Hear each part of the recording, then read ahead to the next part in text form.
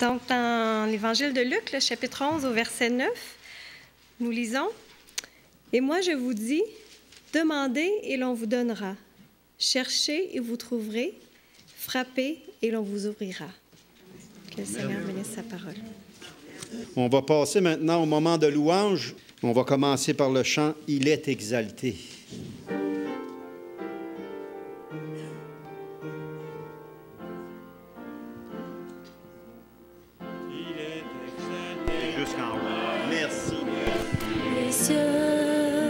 Je veux le louer, il est élevé à jamais, exalté, et je loue son saint nom.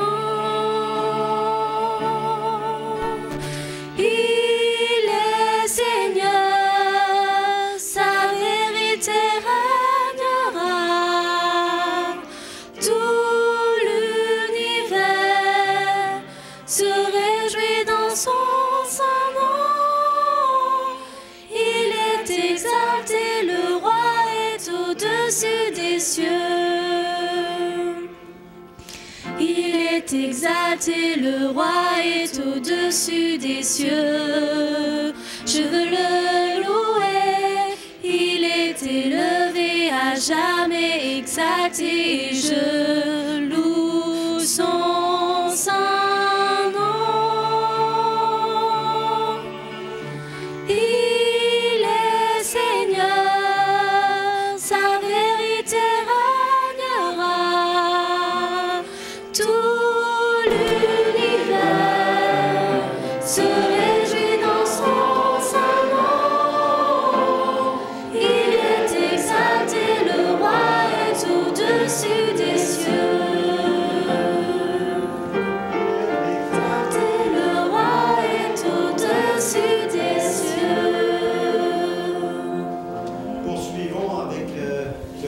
Au-dessus de tout.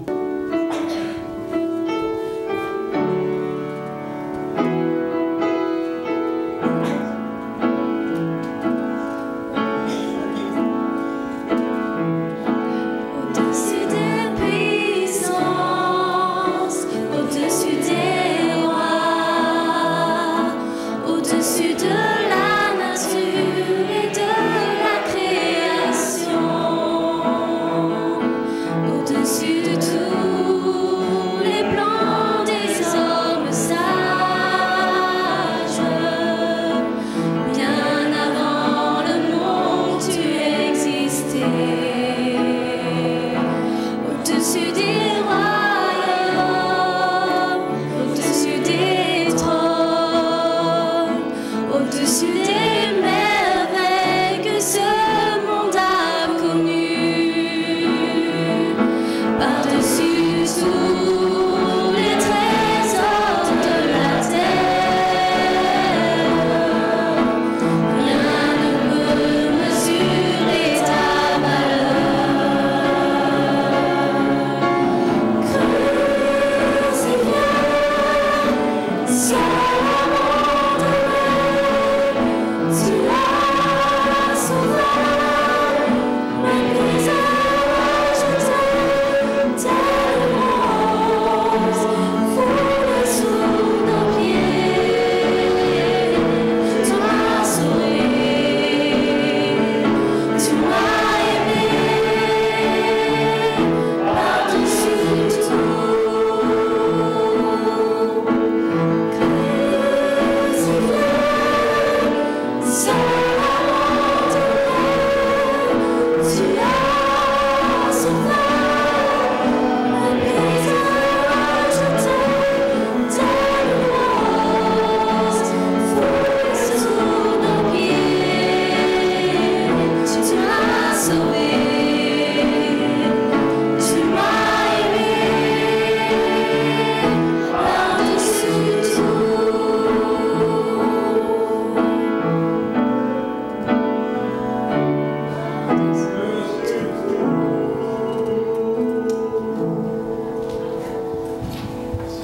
Vous asseoir maintenant, on va aller à la prédication avec Alain.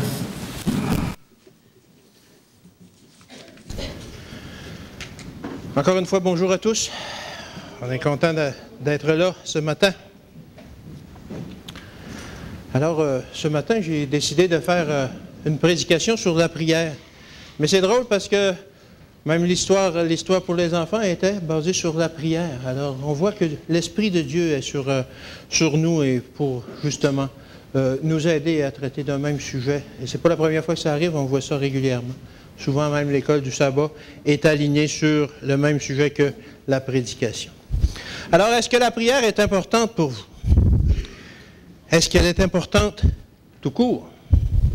Est-ce utile de prier?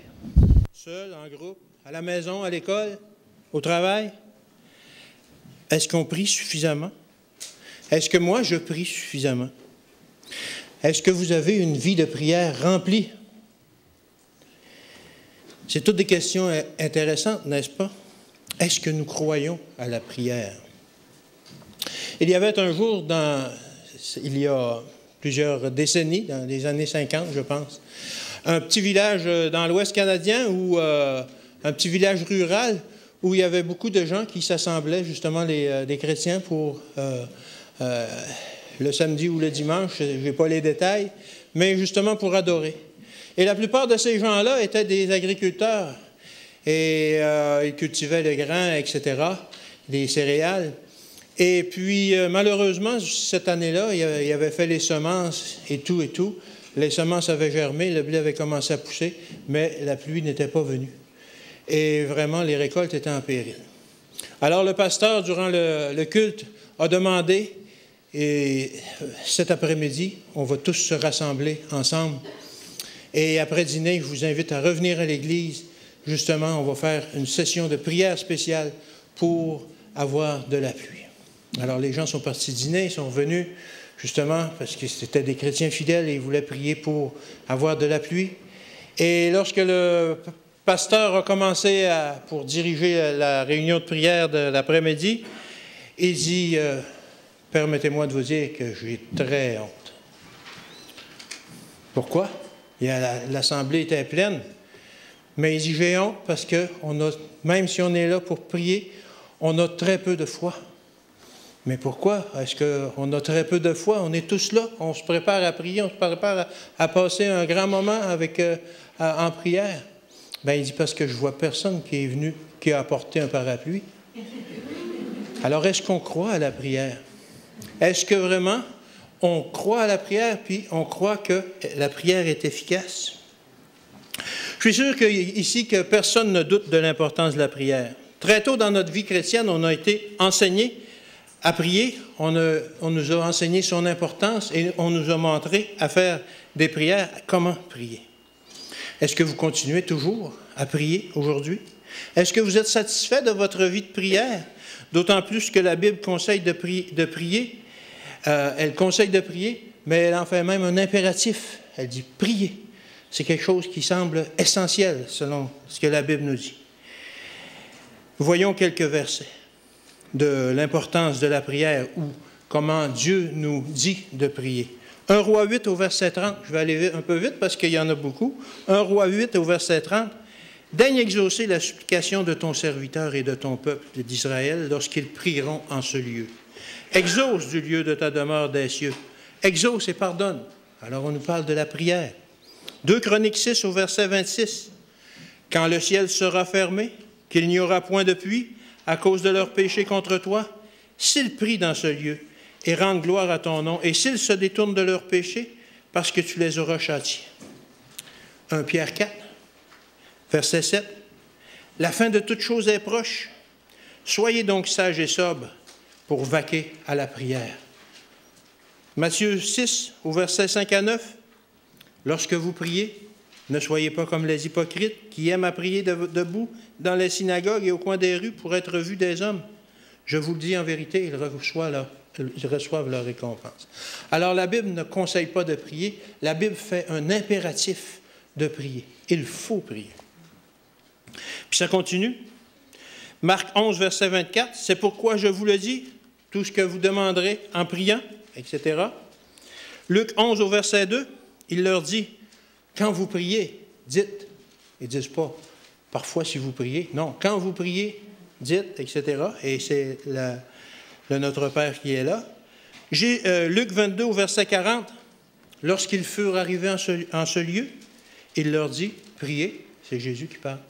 Alors, c'est vraiment, la Bible nous dit que c'est vraiment un impératif de prier. Un chrétien doit prier. Non seulement Jésus nous incite à prier, mais il nous donne l'exemple d'une vie de prière. Lui-même, Jésus, priait continuellement. Sa vie était une prière en soi. Matthieu 14, verset 23. Quand il l'eut renvoyé, il monta sur la montagne pour prier. Alors c'est Jésus, il prenait du temps pour prier. Marc 1, verset 35. Vers le matin, pendant qu'il faisait encore très sombre, il se leva et sortit pour aller dans un lieu désert où il pria. Alors Jésus, le matin, le soir, à tout moment, Jésus avait une vie de prière. Luc 9 au verset 18, un jour que Jésus priait à l'écart, et ça continue, alors Jésus avait vraiment une vie de prière remplie. Et ce ne sont là que quelques passages où on trouve Jésus en train de prier. Souvenez-vous qu'il a même passé 40 jours dans le désert à jeûner et à prier avant de commencer son ministère. Pensez-vous que la prière était importante pour Jésus? Non seulement elle était importante, mais c'était même le secret de sa puissance et de sa relation avec son Père. Lorsqu'on voit dans la Bible l'importance de la prière, lorsque nous voyons tant de prières répondues et que nous comparons cela à notre pauvre vie de prière, qui le plus souvent ne sont pas répondues, il semble que parfois il y a quelque chose qui ne fonctionne pas. Tellement la Bible décrit la vie de prière comme étant magnifique, etc. Quand on regarde parfois notre pauvre vie de prière, il me semble qu'il y a quelque chose qui ne fonctionne pas. Pourtant, la Bible est remplie d'exemples où la prière fonctionne. Quand Josué a accouché pour que le soleil ne se couche pas, qu'est-ce qui est arrivé? La journée s'est allongée. Le soleil ne s'est pas couché. Incroyable. C'est physiquement impossible. Parler de ça à un astronome, il va dire non. Mais c'est arrivé. Quand Élie a prié pour que le feu descende du ciel, et un peu plus tard pour qu'il pleuve, c'est arrivé. Le feu, la pluie. Quand Jésus a prié pour que le mort ressuscite, on parle de Lazare, c'est arrivé. Quand l'Église a prié, un ange a sorti Pierre de prison en réponse à la prière. Quand Ézéchias a prié, sa vie a été plus longue que prévu. Sa prière a été exaucée. Quand Anne a prié, elle a eu un enfant. Et c'est seulement quelques exemples de prières répondues dans la Bible. Et un autre exemple de prière répondue, c'est mon exemple favori. Acte 4 au verset 31. Acte 4, 31. Quand ils eurent prié, le lieu où ils étaient assemblés trembla. Ils furent tous remplis du Saint-Esprit et ils annonçaient la parole de Dieu avec assurance. C'est bien ce qu'ils demandaient. Ils demandaient d'être remplis du Saint-Esprit.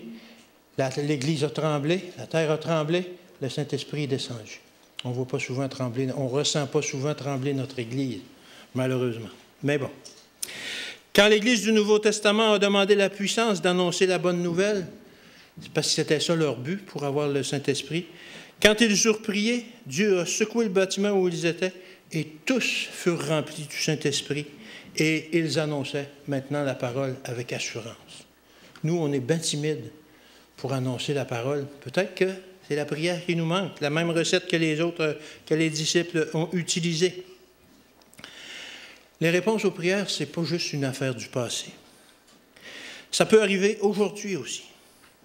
Alors, on peut voir avec ces quelques exemples de ces personnes qui ont prié que les prières sont exaucées. La prière donne des résultats. Mais la prière est plus que de recevoir de la puissance venant de Jésus. La prière, c'est plus que de recevoir de la puissance. La prière, c'est avant tout la base de notre relation avec Dieu. Bien entendu, la Bible, Dieu nous parle aussi par sa parole, mais il nous parle de cette façon. Mais notre relation, c'est-à-dire de parler et d'entendre, c'est par la prière, principalement, qu'on peut développer cette relation-là. Autrement dit, ça signifie que lorsque nous prions, on n'est pas en train de prier, on est en train de communiquer avec Dieu. Connaissez-vous de meilleure façon que de parler à quelqu'un pour communiquer avec lui? Vous pouvez y écrire un email, vous pouvez y écrire une lettre, mais avec Dieu, c'est pas comme ça. C'est par la prière, justement, que l'on communique avec Dieu. Poussons ce raisonnement un peu plus loin. Ça veut dire, si on dit que si on prie, on est en communication avec Dieu, et que si la prière est le moyen par lequel on communique avec Dieu, alors lorsqu'on ne prie pas, on n'est pas en train de développer notre communication avec Dieu et on n'est pas en train de renforcer notre relation avec Dieu. Si on ne construit pas le lien avec lui, nous sommes en train de nous demander, mais c'est quoi notre relation avec Dieu? Et ça nous arrive de dire, il me semble que Dieu il est loin, il me semble que Dieu n'est pas proche. Mais en réalité, c'est nous qui nous sommes éloignés alors qu'on a évité de continuer de prier. Au cours de l'histoire, de génération en génération, que ce soit dans l'Ancien Testament, que ce soit plus récemment au siècle dernier ou même maintenant, les hommes et les femmes de Dieu ont toujours été des gens de prière, ont toujours été des gens pour qui la prière était au premier plan. C'est vrai qu'on n'est pas sauvé par la prière. C'est vrai que personne ne va être sauvé parce qu'il prie. Mais la prière est un élément essentiel pour accéder au salut. Ellen White a écrit ceci, « Quand la dernière étude biblique a été donnée, quand le dernier sermon a été prêché, il est un fait qui demeure, c'est à travers la prière que le peuple reçoit le salut, parce que Jésus vient dans nos cœurs à la suite d'une demande qui a été faite à travers une prière. » Alors, c'est par la prière qu'on peut obtenir le salut. Le salut a beau être là, disponible pour tout le monde, c'est seulement par la prière qu'on peut l'obtenir, par la prière, par la communication avec Jésus. Luc 11 au verset 9. « Et moi je vous dis, demandez et on vous donnera, cherchez et vous trouverez, frappez et l'on vous ouvrira. » Il n'y a pas de condition là-dedans. Il dit juste de demander et on vous donnera. Cherchez, puis vous allez trouver. Frappez, puis on va vous ouvrir. C'est à nous de nous impliquer, justement, et par la prière. Il y a beaucoup de choses que les autres peuvent faire pour nous autres, mais personne ne peut prier à notre place.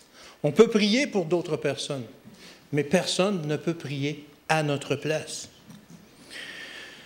Le fait de comprendre cela, aujourd'hui, nous remémore probablement un temps où la prière était plus importante dans notre vie qu'elle l'est maintenant. Lorsque nous regardons notre vie aujourd'hui, on constate souvent que la bousculade d'événements qui nous entourent, qui tourbillonnent et qui est urgente, toutes les choses urgentes qui arrivent autour de nous, ont souvent transformé notre jardin de prière en un terrain vague où il fleurit rarement une fleur de prière.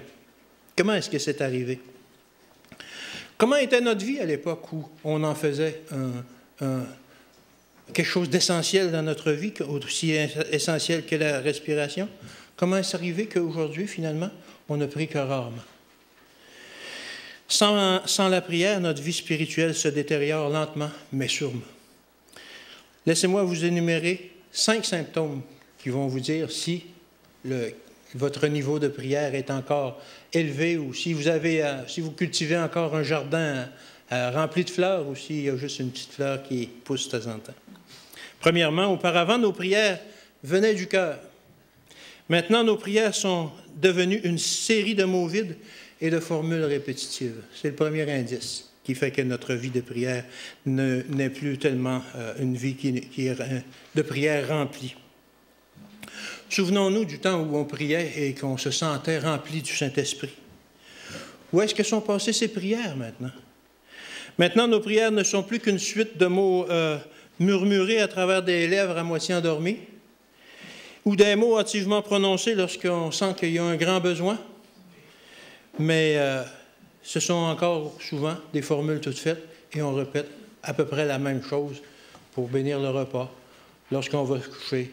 Le matin en se levant, on a nos petites formules établies et ça devient plus des formules de magicien que une relation que l'on développe avec notre Sauveur.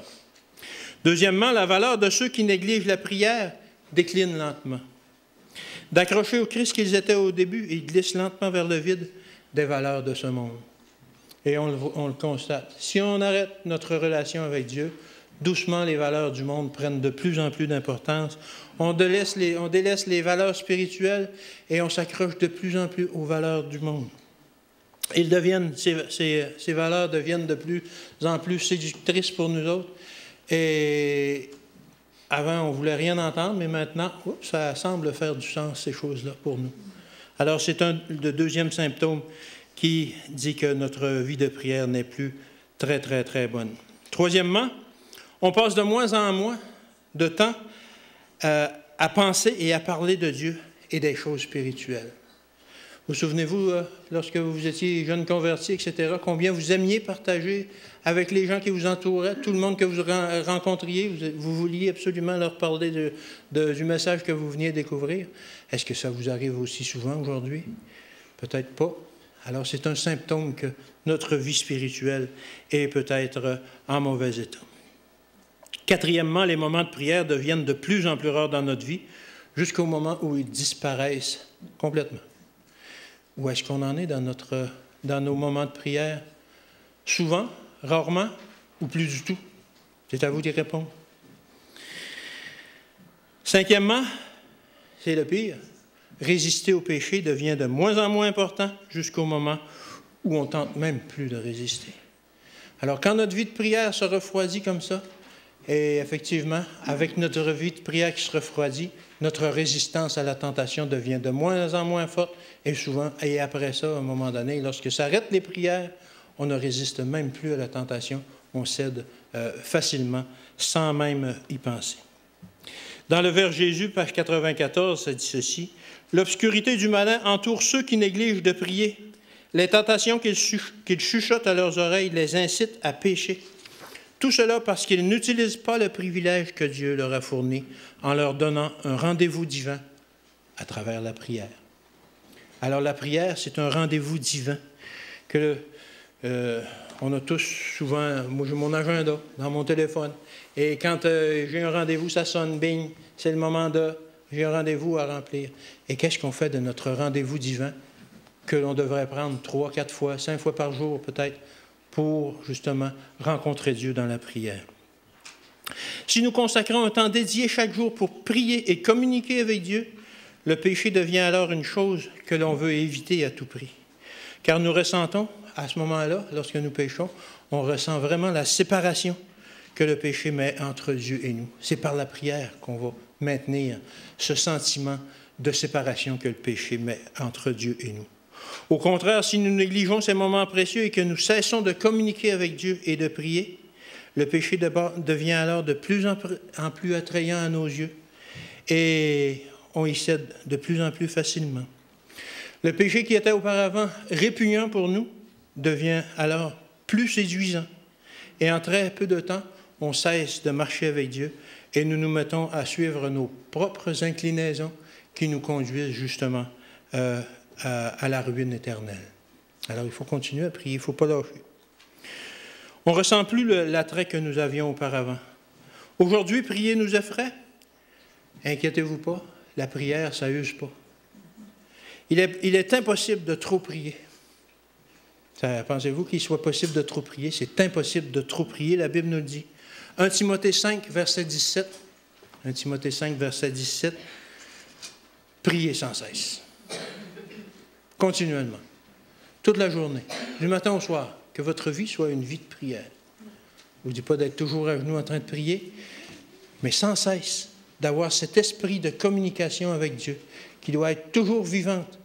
Toujours, du matin au soir, de tous nos moments d'éveil, on doit avoir cet esprit de communication avec Dieu. On doit vouloir vraiment être en communication avec Dieu. C'est quelque chose d'essentiel pour maintenir cette relation-là. Prier est un moyen, mais prier peut devenir un but en lui-même.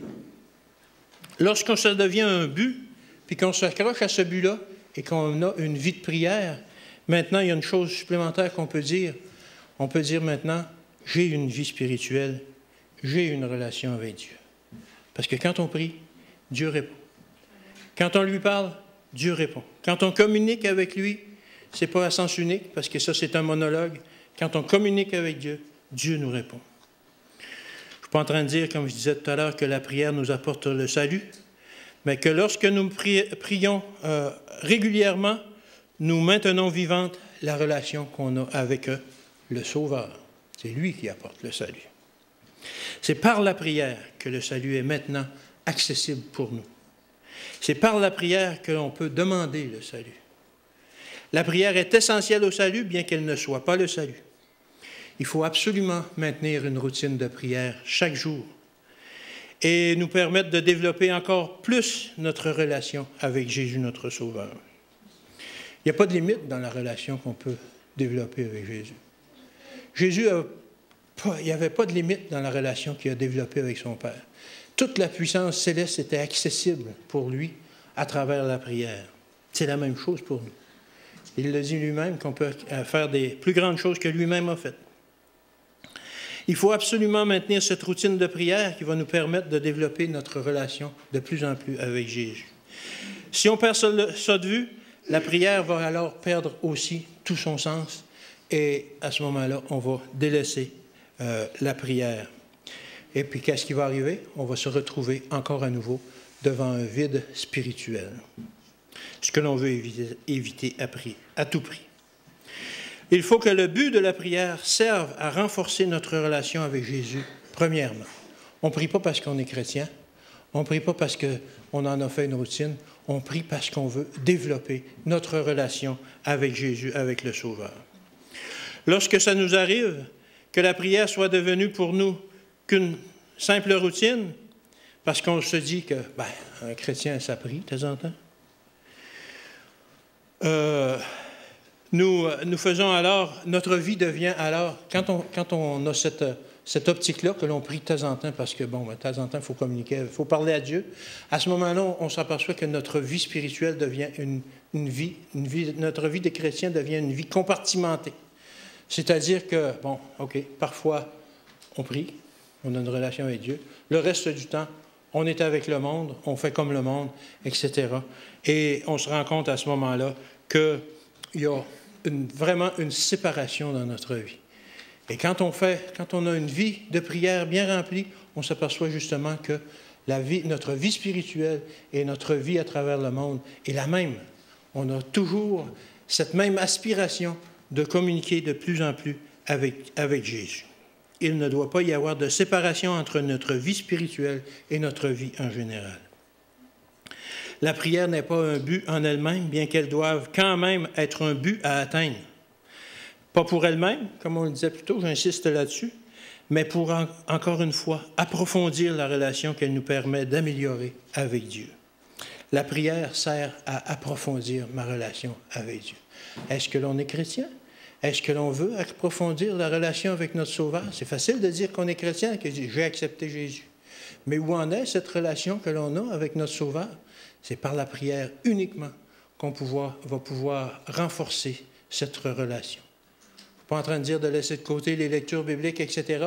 Tout ça a son mot à dire dans notre relation. Mais vraiment, pour renforcer la relation, c'est par la prière principalement qu'on peut le faire. Bien sûr, en tant que chrétien, on n'est pas supposé de croire que certaines de nos prières ne sont pas répondues. La Bible ne dit-elle pas que toutes les prières seront répondues? Alors pourquoi est-ce que ça ne semble pas toujours marcher avec nous? Parfois, ça semble que ça ne marche pas, la prière. Comme on ne comprend pas vraiment pourquoi, on finit par développer avec Dieu une forme de relativisme. On se met à rationaliser Dieu et la prière. On se dit alors, on se donne des raisons pourquoi que ça ne marche pas. Parfois Dieu répond oui, parfois Dieu répond non. Parfois il nous demande d'attendre avant de répondre, ou bien on se dit, la réponse est peut-être vue, on ne l'a pas vue, ou la réponse n'a pas été ce qu'on espérait. Ou encore, Dieu va répondre, bien sûr, mais seulement si c'est en accord avec sa volonté, etc. On se donne toutes sortes de raisons. Ces remarques peuvent être justes parce que la Bible nous donne des exemples de cas comme ça où il y a eu toutes sortes de réponses à la prière.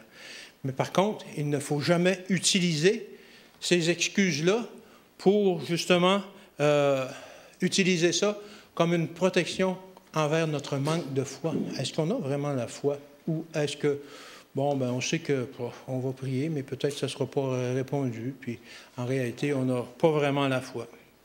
Finalement, on devient suspicieux quand ça se produit. Quand notre vie spirituelle, quand notre vie de prière n'est pas remplie, etc., on vient à un moment donné qu'on est un peu suspicieux devant la prière.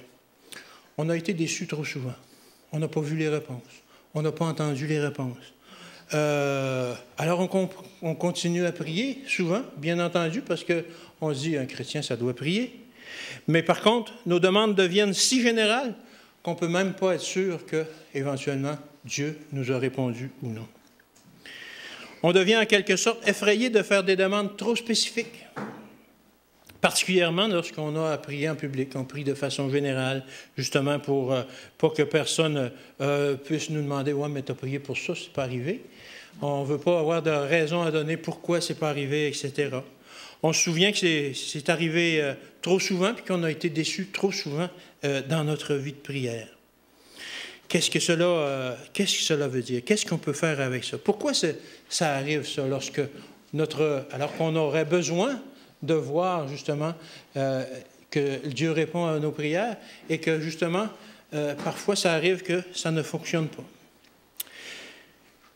Maintenant, alors qu'on diminue de prier de plus en plus, notre prière devient une prière de dernier recours. Qu'est-ce que c'est une prière de dernier recours? Je vous donne un exemple. Il y avait un jour 2 personnes qui discutaient des déboires qu'avaient subis l'un d'eux récemment. Alors, après avoir énuméré tout ce qu'il avait subi au cours de ces derniers temps, toutes les épreuves qu'il avait subies, il dit finalement, « J'ai tout essayé, il ne me reste plus qu'un qu'à prier. » Alors, l'autre a répondu, « Tu aurais dû commencer par ça. » Hein, n'est-ce pas? Alors, c'est ça qui est une prière de dernier recours. Comment est-ce qu'on arrive justement à faire uniquement des prières de dernier recours?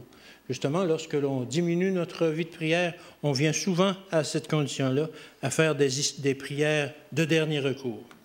Une histoire comme cela nous fait sourire, mais c'est malheureusement l'histoire que nous vivons nous-mêmes parfois.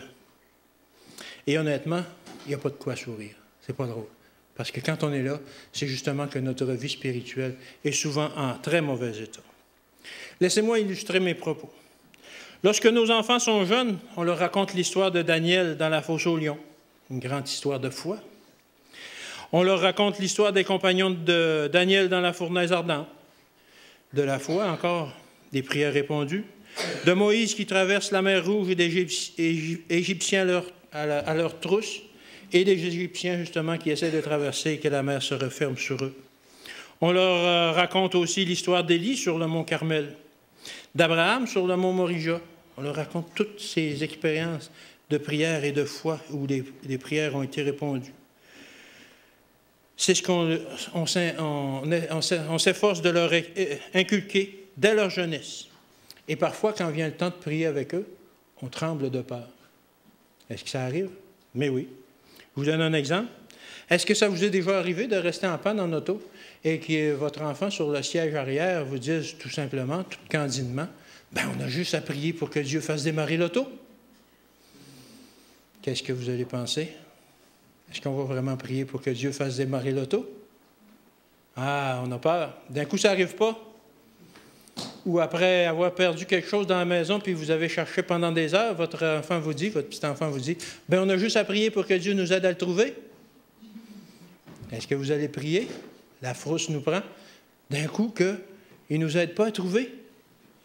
Alors, peut-être que vous pensez intérieurement qu'il est mieux de ne pas prier du tout plutôt que d'être obligé de lui expliquer pourquoi Dieu n'a pas répondu à la prière. Pourquoi il n'a pas fait démarrer l'auto? Pourquoi il n'a pas poussé l'auto? Pourquoi vous n'avez pas trouvé l'objet perdu? De cette façon-là, vous n'aurez pas à prier intérieurement en attendant le miracle. Mon Dieu, voyons, réponds à la prière de mon enfant, il est si jeune. Il est si jeune pourquoi? Il est si jeune pour apprendre que la prière, finalement, ça ne marche pas comme on lui avait dit, en lui racontant toutes ces histoires-là? Ou est-ce que la prière, ça fonctionne vraiment lorsque on prie vraiment avec foi? En tant que chrétien, on doit revenir, nous aussi, comme nos petits-enfants et croire que Dieu peut répondre aux prières. Mais c'est aussi notre devoir de leur apprendre à prier avec sagesse et comment prier sans diriger la volonté de Dieu. On devrait avoir assez de sagesse à notre âge, justement, pour faire cela. Par exemple, si votre auto ne démarre pas, on devrait leur dire « On va prier pour que Dieu nous aide », au lieu de dire « On va prier pour que Dieu pousse l'auto ». Ou on va lui dire « On va prier pour que Dieu nous aide à compenser la perte qu'on a subie, l'objet qu'on ne trouve pas, etc. » Au lieu de dire « On va prier pour que Dieu nous trouve l'objet, etc. » Il faut prier sans vouloir diriger la volonté de Dieu.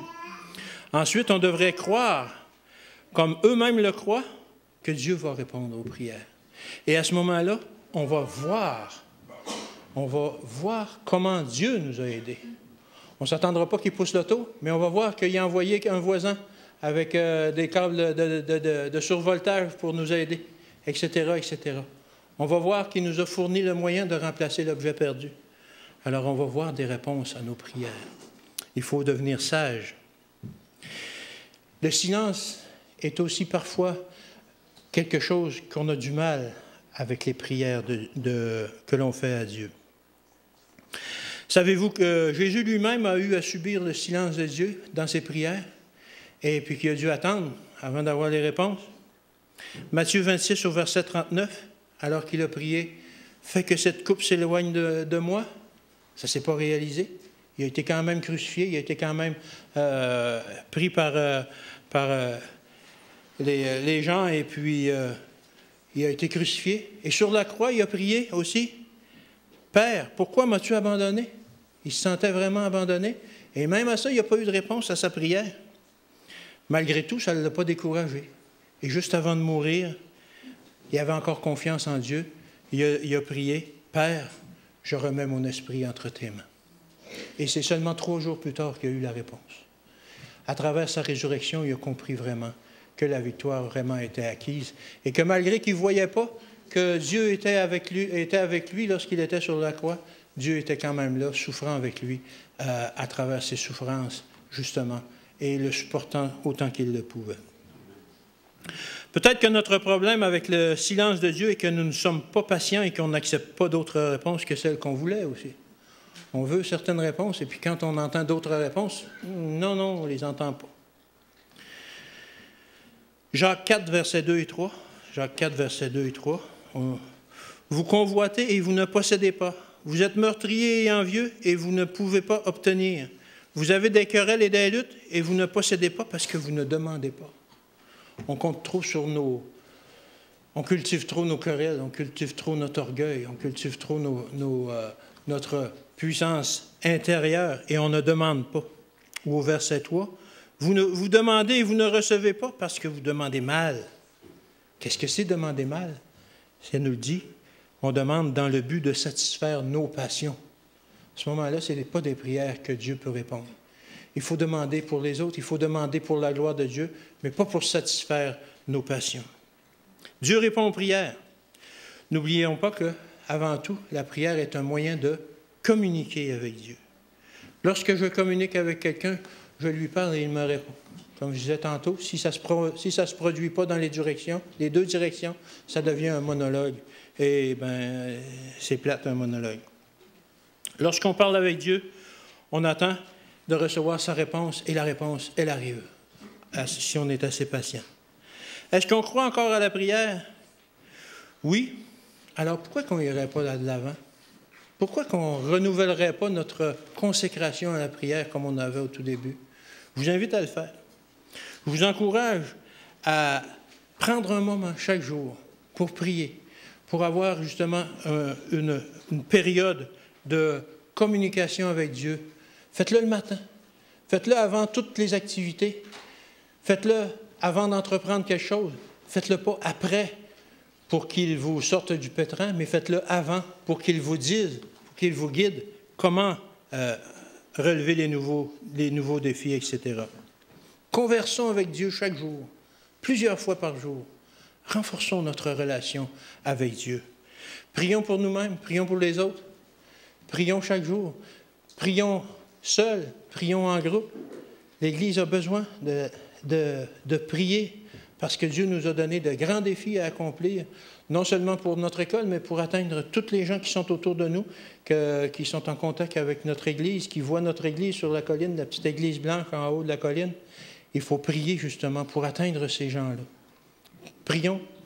Prions jusqu'à temps que Dieu secoue la bâtisse comme il a fait avec les apôtres, et puis qu'il nous donne le Saint-Esprit comme on veut l'avoir. Il faut prier. Seul, en groupe, tous ensemble, 2, 3, prions. C'est mon souhait et ma prière pour chacun d'entre nous.